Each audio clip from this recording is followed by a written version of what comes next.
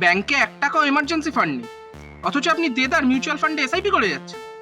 আপনি তো একটা মস্ত বড় ভুলের মধ্যে আছেন। যে কোনো দিন বড় সড়ো ধাক্কা খাবে। চারপাশের একটা সস্তা ট্রেন্ড হলো হাতে 2 টাকা আসা মাত্রই কোনো ব্যাকআপ না রেখে সমস্ত টাকা আমি শেয়ার মার্কেটে ইনভেস্ট করে দেবো, আর মনে মনে ভাববো পরের বছরেই আমি কোটিপতি হয়ে যাব। আচ্ছা, কাল যদি আপনার চাকরিটা চলে যায় বা পরিবারের কোনো মেডিকেল এমার্জেন্সি আসে, তখন খরচের টাকা কোথা থেকে আসবে?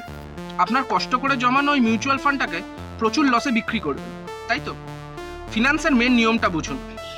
কোনো প্রাসাদ বানানোর আগে তার চারপাশে শক্ত করে দেওয়াল তুলতে হয়, আর ইনভেস্টমেন্টে সেই দেওয়ালটাই হলো একটা এমার্জেন্সি ফান্ড।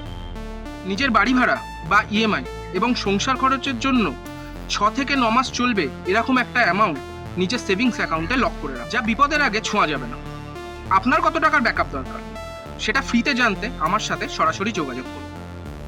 নমস্কার, আমি শীর্ষেন্দু রায়, আপনার সিরকাস্টিক ফিনান্স পার্টনার। মিষ্টি কথায় স্ক্যামড হবেন না, স্মার্ট ভাবুন, সুরক্ষিত থাকুন।